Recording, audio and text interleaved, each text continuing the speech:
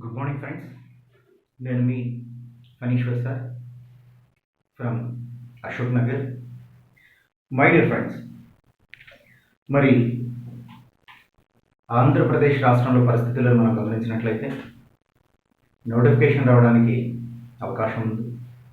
So మరి ఈ నేపథ్యంలో మనం ఏం చేయాలి, ఏం చదవాలనేటువంటి దాన్ని చూస్తున్నాం. గత క్లాస్లో సర్వే గురించి మనం డిస్కస్ చేసుకున్నాం. సర్వేలోని ఒక్కొక్క అంశాన్ని కూడా క్లియర్గా మనం రోజు కొంత డిస్కస్ చేద్దామనుకున్నాం. సో అదేవిధంగా బడ్జెట్ అనేటువంటి దాన్ని కూడా డిస్కస్ చేస్తున్నాం. బడ్జెట్లో రోజు కొంత డిస్కస్ చేద్దాం. బడ్జెట్, సర్వే రెండు అంశాల నుంచి రోజు కొంత పోర్షన్ అనేటువంటి దాన్ని మనం కంప్లీట్ చేసుకుందాం.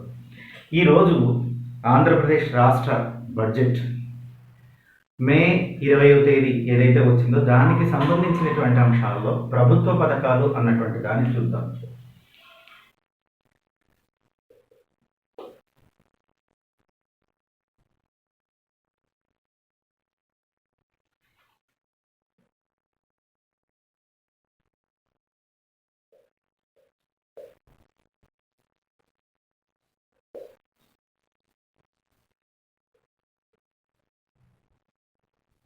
సో ఏపీ బడ్జెట్లో ప్రభుత్వ పథకాలు అనేటువంటి దాన్ని మనం చూద్దాం.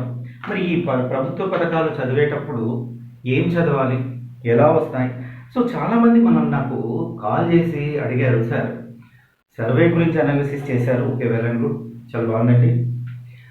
మరి సర్వే తర్వాత చూస్తే బడ్జెట్ నుంచి కూడా అలా ఏమొస్తాయి, వాటి గురించి కూడా ఒకసారి డిస్కస్ చేయండి అని అడగడం అనేటువంటిది జరిగింది.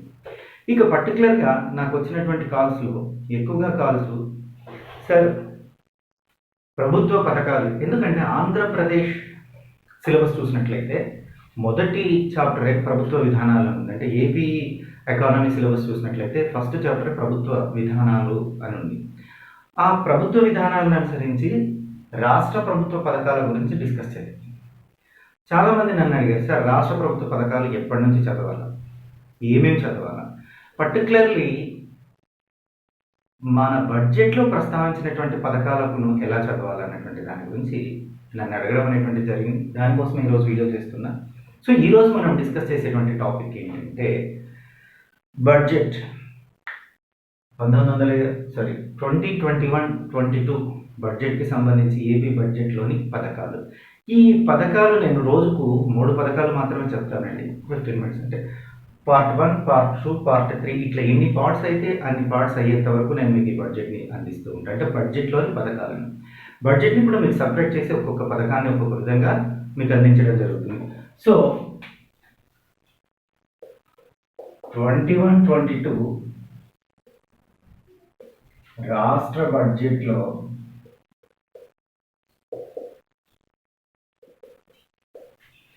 ప్రస్తావించిన పథకాల గురించి చదువుతాం.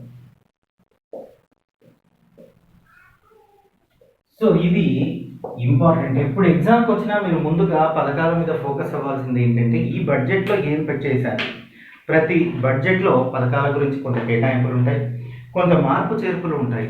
ఈ కేటాయింపులను, మార్పు చేర్పులనే మనకి ఎగ్జామ్లో ఎక్కువగా ప్రశ్న అడిగేటువంటి అవకాశం ఉంది. కాబట్టి బడ్జెట్ వచ్చిన వెంటనే బడ్జెట్కి సంబంధించినటువంటి దాన్ని, సో ఇమ్మీడియట్గా మనం దాంట్లో ఉండేటువంటి పథకాలను తీసుకోవాలి. సో మై డియర్ ఫ్రెండ్స్, నేనేం చేస్తున్నా అంటే 2021 రాష్ట్ర బడ్జెట్లో ప్రస్తావించినటువంటి పథకాలు ఏవైతే ఉన్నాయో ఆ పథకాలను మీకు అందిస్తే ఒక క్లాస్లో అయిపో పార్ట్ 1, పార్ట్ 2, పార్ట్ 3గా మీకు నేను చెప్పుకుంటూ వస్తాను. ఇక ఈరోజు పార్ట్ 1 అనుకోండి. ఇందులో నేను 3 స్కీమ్స్ గురించి, అంటే 3 స్కీమ్స్, వెల్ఫేర్ స్కీమ్స్, 3 సంక్షేమ పథకాల గురించి డిస్కస్ చేయడం అనేటువంటిది జరిగింది. ఇక వైఎస్ఆర్ రైతు భరోసా, ప్రధానమంత్రి కిసాన్ యోజన అంటున్నారు. మొదటిది వైఎస్ఆర్ రైతు భరోసా, ప్రధానమంత్రి కిసాన్ యోజన.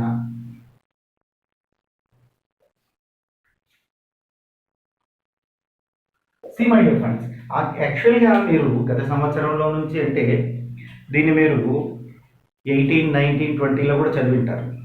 వాస్తవంగా తెలంగాణలో ఇన్స్పైర్ అయ్యి సెంట్రల్ గవర్నమెంట్ పెట్టడము, సెంట్రల్ గవర్నమెంట్ ఇన్స్పైర్ అయ్యి గత, అంటే ఆంధ్రప్రదేశ్లో ఉండేటువంటి గత ప్రభుత్వం పెట్టడం అనేటువంటి దాన్ని చూస్తున్నాం. అయితే ఇవన్నీ మనము కంటెంట్లో చదువుకుంటాము.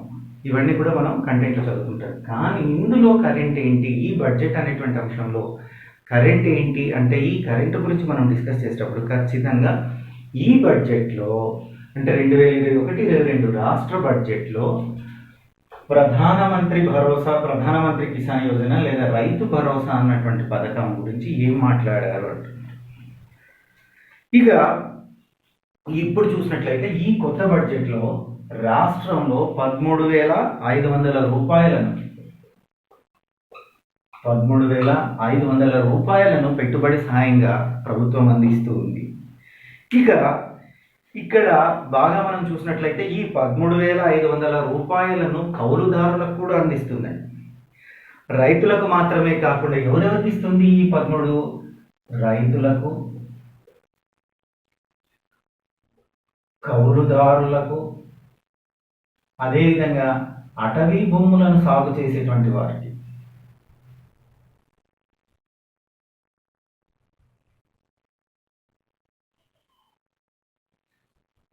సో జనరల్గా ఈ మొత్తం ఇస్తుంది అంటే రైతు భరోసా కింద రాష్ట్ర ప్రభుత్వం ఎంత ఇస్తున్నాయి అంటే 13,500 రూపాయలు ఇస్తుంది. సాధారణంగా రైతులకు అందరికీ ఇస్తుంది.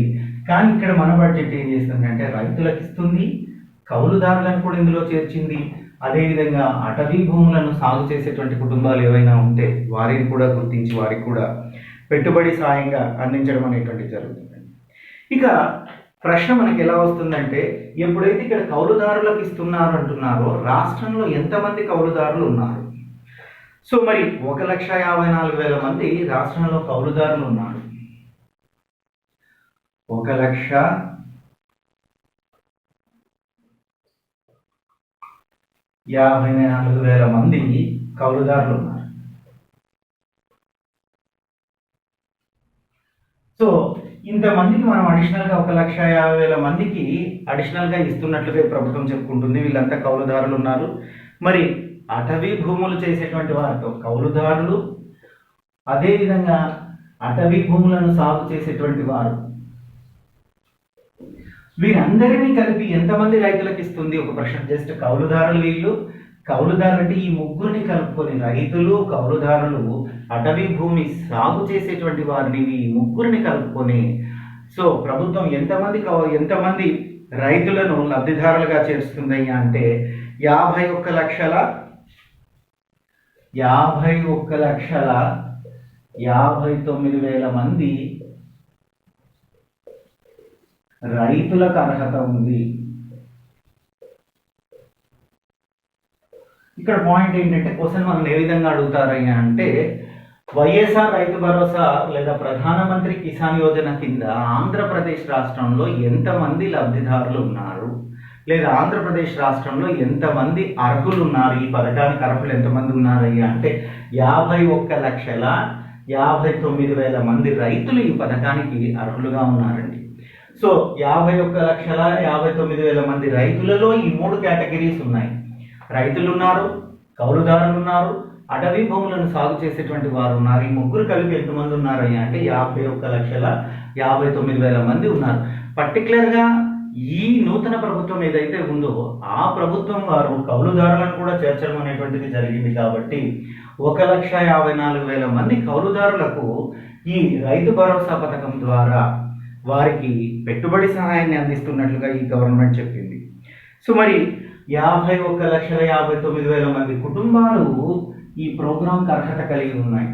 అన్ని కుటుంబాలకు ఎంత మొత్తాన్ని అందిస్తున్నారయ్యా అంటే 6,928 కోట్ల రూపాయలు.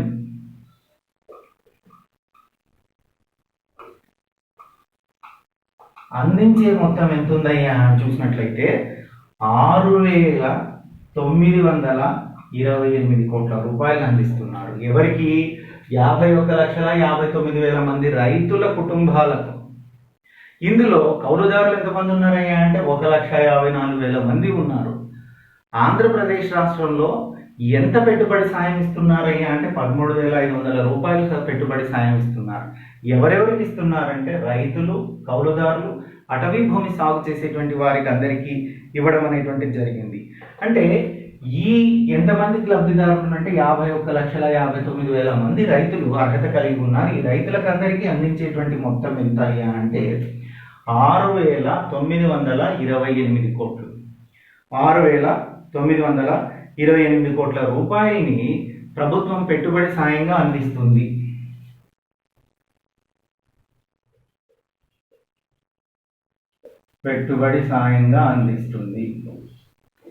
ఇక ఈ అప్కమింగ్ అంటే 2021-22 బడ్జెట్లో ఈ పథకానికి ఎంత కేటాయించారు? దీని మీద పెట్టి అడుగుతున్నారండి. నాకు చాలా సార్లు అడిగారు, గుర్తుపెట్టుకోండి. ఇప్పుడు నేను మొత్తం మీకు పథకం చెప్పట్లేదు, ఎప్పుడు స్టార్ట్ అయింది, ఎంత ఇచ్చారు, ఏమి, ఇవన్నీ అక్కర్లేదు. జస్ట్ ఈ బడ్జెట్లో ఈ పథకానికి ఏమేమి చేశారు, ఈ పథకం గురించి ఏం మాట్లాడారు.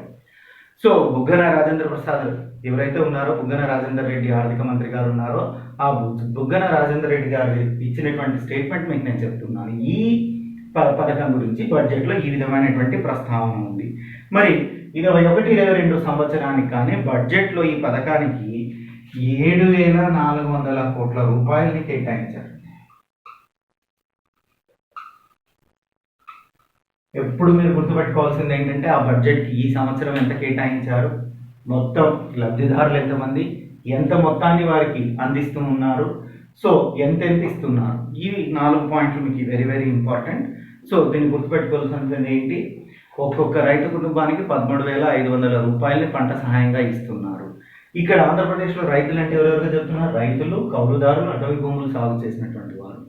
మొత్తం ఎంతమంది ఉన్నారు, ముగ్గురు కలిపి 51,59,000 మంది రైతులు అర్హత కలిగి ఉన్నారు. కౌలు రైతులకు కూడా ఇస్తున్నారు కాబట్టి ఖచ్చితంగా కౌలు రైతులు ఎంతమంది ఉన్నారంటే 1,54,000 మంది ఉన్నారు. ఇక వీరికి మొత్తం అందించేటువంటి పెట్టుబడి సాయం ఎంత అంటే 6,928 కోట్లు. మరి 2021-22 సంవత్సరానికి బడ్జెట్లో ఈ పథకానికి ఎంత కేటాయించారయ్యా అంటే 7,400 కోట్లు ఈ పథకానికి కేటాయించడం అన్నటువంటిది జరిగిందండి. సో అంటే ఇంత మొత్తం ఇవ్వబోతున్నారు, ఇవ్వడానికి ప్రభుత్వం ప్రయత్నం చేస్తుంది. ఇక మనం బాగా జాగ్రత్తగా అబ్జర్వ్ చేస్తే నేను ఇప్పుడు మీకు ఇంకొక పథకం గురించి చెప్తాను.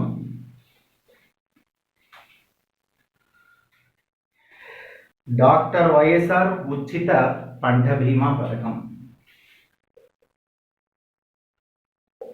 వైఎస్ఆర్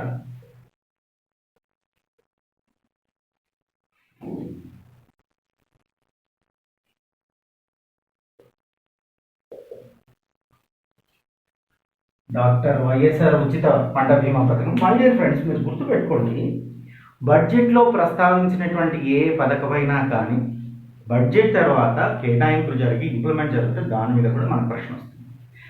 ఈ పంట గురించి నేను ఈ పథకం గురించి చెప్తాను. జనరల్గా ఇది ఒక బీమా పథకం, చాలా రోజుల నుంచి ఉంది.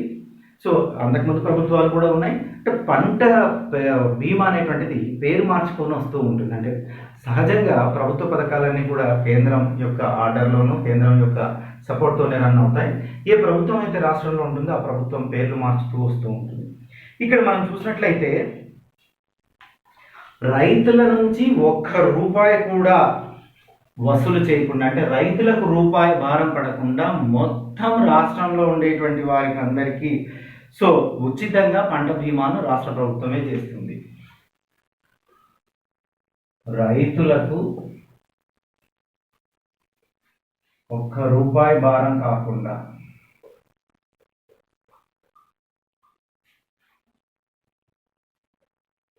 మొత్తం ప్రభుత్వం భరిస్తుంది.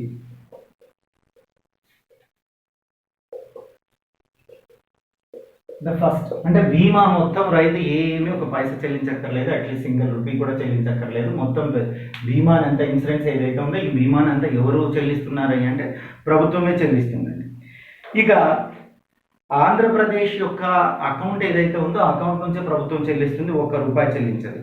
ఖరీఫ్కి సంబంధించినటువంటి దాన్ని చూసినట్లయితే అంటే ఈ బీమా అనేటువంటిది అంటే లాస్ట్ ఖరీఫ్కి 2020 ఖరీఫ్ సీజన్లో 2020 ఇక్కడ అభ్యర్థులు కొంచెం బేసిక్స్ మనకు 3 కాలాలు ఉంటాయండి. ఖరీఫ్, రబీ, జైద్, 5, 4, 3 months అంటారు. సో మీరు ఇట్లా గుర్తుపెట్టుకోవాలి, ఖరీఫ్ కాలం 5 సంవత్సరాలు ఉంటుంది. అంటే ప్రతి సంవత్సరము మొదటగా పంట స్టార్ట్ అయ్యేది ఖరీఫ్ సీజన్లోనే స్టార్ట్ అవుతుంది. అది జూన్లో స్టార్ట్ అవుతుంది. దానికోసం మేలోనే పంట సహాయాన్ని అందిస్తారు. It's very very important. ఎందుకంటే ఈ పంట బీమా అనేటువంటిది, పంట సహాయం అనేటువంటిది ఈ మేలో ఖచ్చితంగా అందిస్తారు. మీరు మేలో చూసినట్లయితే అంతకుముందు మనం చెప్పుకున్నటువంటి స్కీమ్ ప్రకారం 13,500 రూపాయలు కూడా మేలోనే అందించడం అనేటువంటిది జరిగింది. అయితే బీమా అన్నటువంటి దాన్ని 1920వ సంవత్సరం అంటే లాస్ట్ ఇయర్ ఖరీఫ్కు సంబంధించినటువంటి బీమాను త్వరలోనే చెల్లిస్తామన్నటువంటి ప్రామిస్ బడ్జెట్లో చేశారు. సంబంధించిన ఖరీఫ్కి సంబంధించిన బీమాను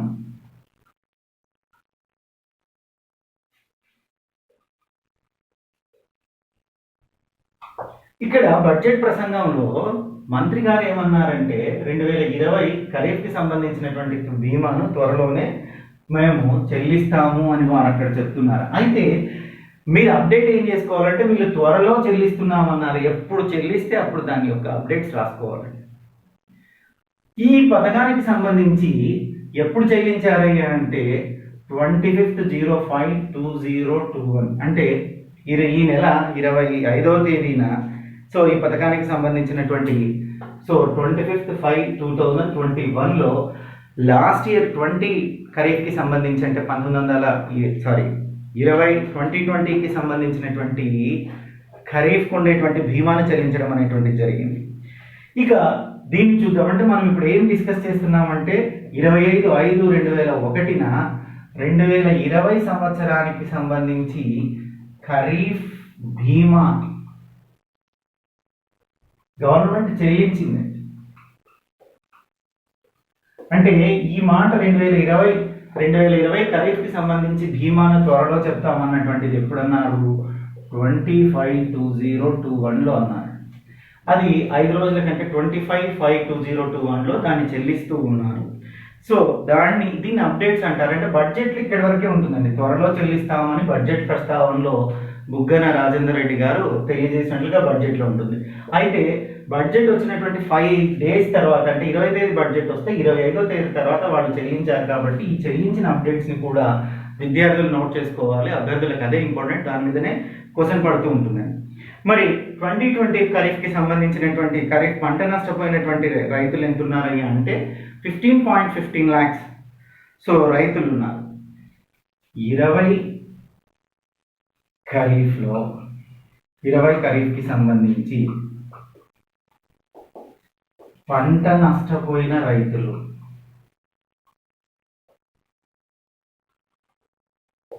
15.15 లక్షల మంది ఉన్నారు.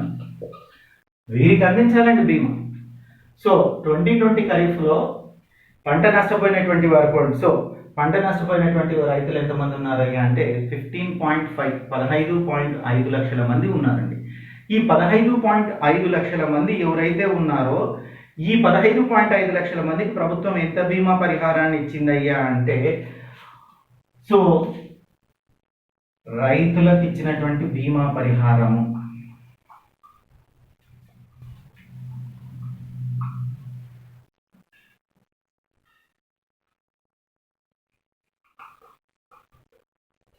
సో 1,820.23 crores ఇచ్చింది. 1,820.23 కోట్ల రూపాయలు 1,820.23 కోట్ల రూపాయలని ఖరీఫ్కి సంబంధించి పంట నష్టపోయినప్పుడు ఏ సంవత్సరం ఖరీఫ్ 2020 ఖరీఫ్కి సంబంధించి పంట పోయినటువంటి నష్టం. సో పంట నష్టపోయినటువంటి రైతులు ఎంతమంది ఉన్నారయ్యా అంటే 15.15 లక్షల మంది ఉన్నారు. ఈ 15.15 లక్షల మంది రైతులకు ప్రభుత్వం ఇచ్చినటువంటి బీమా పరిహారం ఎంత అంటే 1,820.23 కోట్లు. ఇది మీరు పేపర్లో చూసింటారు. 25వ తేదీ జగన్ బటన్ నొక్కి ముఖ్యమంత్రి జగన్మోహన్ రెడ్డి గారు బటన్ నొక్కి తాడేపల్లిగూడెం నుంచి స్టార్ట్ చేశారన్నటువంటిది. అంటే ఈ బడ్జెట్కి మీరు దీన్ని అప్డేట్ చేసుకోవాలి. 1,820.23 కోట్ల రూపాయలను అందించారు. ఇక గత ప్రభుత్వం చూసినట్లయితే 2018-19లో గత ప్రభుత్వము 2018-19లో అప్పుడు ఉండేటువంటి ప్రభుత్వము కొంత డబ్బుల్ని చెల్లించాల్సి ఉండిందండి. ఆ అంటే సంబంధించిన బకాయిలను 18-19కి సంబంధించినటువంటి బకాయిలను కూడా ఈ ప్రభుత్వం చెల్లిస్తుంది అని చెల్లించినట్లుగా మనం చెప్తూ ఉన్నారు. ఎంత చెల్లించిందయ్యా అంటే 715.84 కోట్ల రూపాయలని.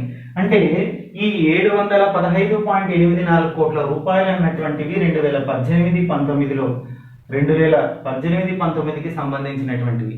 ఈ 2018-19లో ఆ రోజుల్లో అధికారం ఉండేటువంటి ప్రభుత్వం పెండింగ్ లో పెట్టినటువంటివి బకాయిలు అంటారు వాటిని. సో ఈ బకాయిలను ఈ ప్రభుత్వం 715.84 కోట్ల రూపాయలను బకాయిలను తీర్చింది. అదేవిధంగా 2019-20కి వైఎస్ఆర్ పంట బీమా పథకం ద్వారా, అంటే వైఎస్ఆర్ పంట బీమా పథకం ద్వారా మేము ఇస్తామని చెప్పినట్టు ఈ కొత్త గవర్నమెంట్ ఇస్తామని చెప్పినటువంటిది 1,252.18 కోట్ల రూపాయలు. 1,252.18 కోట్ల రూపాయలను కూడా చెల్లించినట్లుగా చెప్తుంది. సో అంటే ఈ 2018-19లో పంట బీమా బకాయిలు 715.84 కోట్లు ఉన్నాయి. 715.84 కోట్లు ఇవి గత ప్రభుత్వానికి సంబంధించినటువంటి బకాయిలు. తర్వాత 19-20 కంటే ఈ ప్రభుత్వం కొత్తగా వచ్చినటువంటి వైఎస్ఆర్ ప్రభుత్వం అధికారంలోకి వచ్చిన తర్వాత ఈ వైఎస్ఆర్ పంట బీమా పథకంలో వీళ్ళు అనౌన్స్ చేసింది ఏంటంటే 1,252.18 కోట్లు. సో ఈ రెండింటిని కలిపి చూసినట్లయితే 1,968.02 కోట్ల రూపాయలని ఈ ప్రభుత్వం జమ చేసినట్లుగా ఈ ప్రభుత్వం 1,968.02 కోట్ల బీమా పరిహారాన్ని రైతులకు చెల్లిస్తున్నట్లుగా మనకు తెలుస్తున్నది. ఎంత బీమా అంటే మొత్తం చెల్లించినటువంటి బీమా.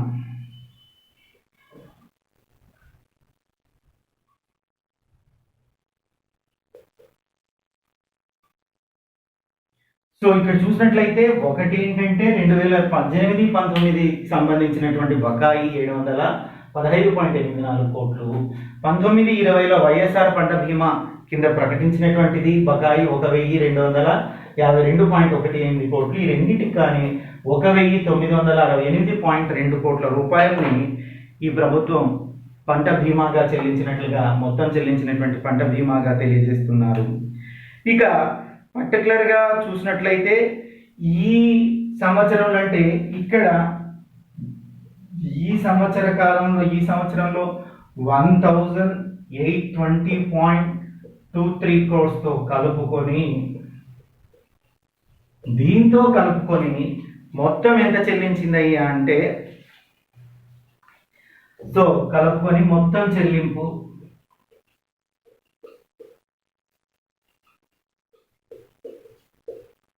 అంటే ఈ సంవత్సరం ఇచ్చినటువంటి దాంతో మొత్తం అంటే ఇక్కడ నుంచి ఏం చెప్తున్నారు 18-19లో ఎంత ఇచ్చారు, 19-20లో ఎంత ఇచ్చారు, 20 ఖరీఫ్లో ఎంత ఇచ్చారు అంటే 20-21లో మొత్తం ఎంత ఇచ్చారయ్యా అంటే ఇంతవరకు చూసినట్లయితే 3,788.25 కోట్ల రూపాయలని పంట బీమాగా ఇవ్వడం జరిగింది. ఇప్పటి వరకు మొత్తం పంట బీమాగా ఎంత ఇచ్చారయ్యా అంటే 3,885.25 కోట్ల రూపాయలని. ఎక్కడెక్కడ బాకీలు 3 సంవత్సరాలు 18-19 బకాయిలేమో 715, 19-20కి సంబంధించినవి 1,252.18 కోట్లు, మొత్తం కలిపితే 1,968.02 కోట్లు. ఈ సంవత్సరం ఇచ్చినటువంటి 1,820.23 కోట్లను కలుపుకొని మొత్తంగా చెల్లింపు 3,788.25 కోట్లుగా ఈ ప్రభుత్వం చెల్లించినట్లుగా మనకు తెలుస్తుంది. ఇక వన్ మోర్ ఇంపార్టెంట్ అంటే ఇక్కడ ఎంత కాస్ట్ నెక్స్ట్ ఫైనాన్షియల్ ఇయర్ 21-22 సంవత్సరానికి పంట బీమాను ఎంత ఇస్తారనేది మనకు బిట్టుపడుతుంది. అంటే రాబోయే సంవత్సరానికి ఊహించేటువంటిదే బడ్జెట్ 2021-22 సంవత్సరానికి సంబంధించి.